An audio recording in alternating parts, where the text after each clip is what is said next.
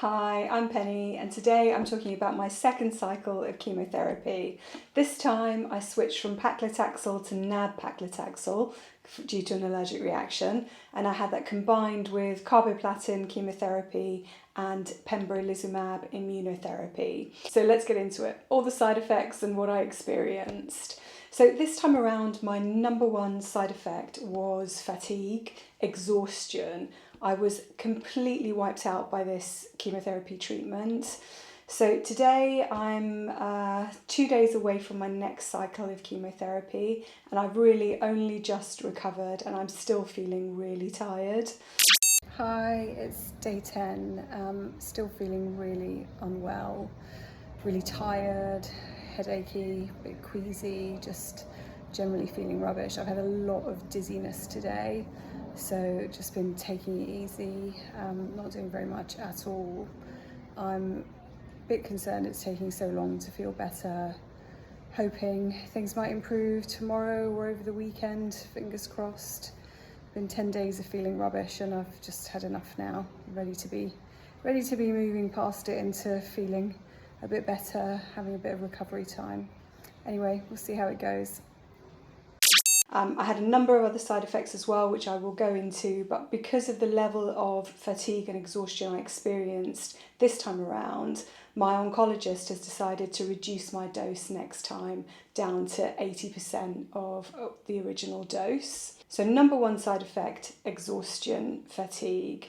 I had 2 occasions where I was able to go out for a short walk, both lasting no more than 20 minutes, and on both occasions I came back and I was completely wiped out for the rest of the day. So really low energy levels, not really able to do very much, and somewhat exacerbated by the other side effects I experienced, which I'll talk about now.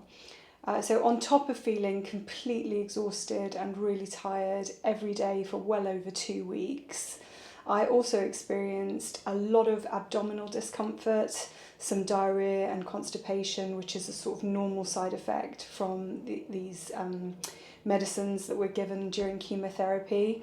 That lasted through the weekend. After I had my chemotherapy on a Wednesday, through the weekend and into Monday, a lot of abdominal discomfort, and then even during the week that followed, periodic abdominal discomfort and bowel issues.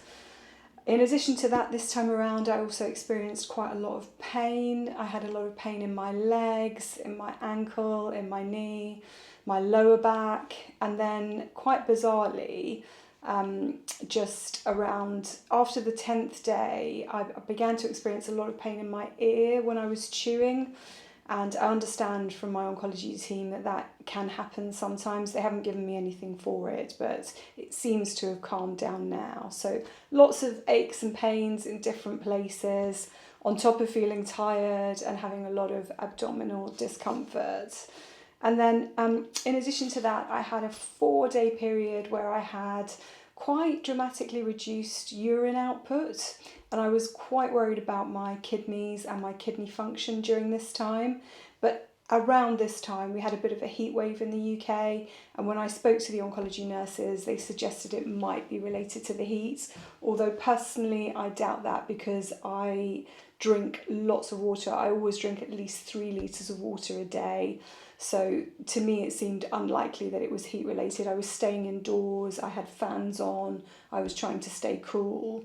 But in any event, that was another side effect I experienced.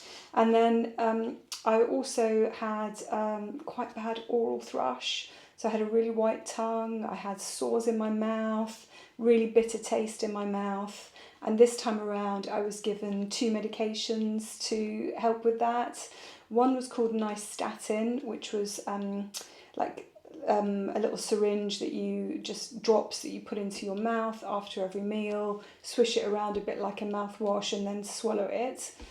So I tried that initially. It didn't really seem to make much of a difference. So then I was given some oral medication called fluconazole, and that does seem to have helped, although I'm not sure it's entirely cleared up. We'll have to see in a few days if it comes back with the next cycle. And then finally, and I will do a separate video on this time around I have experienced significant hair loss.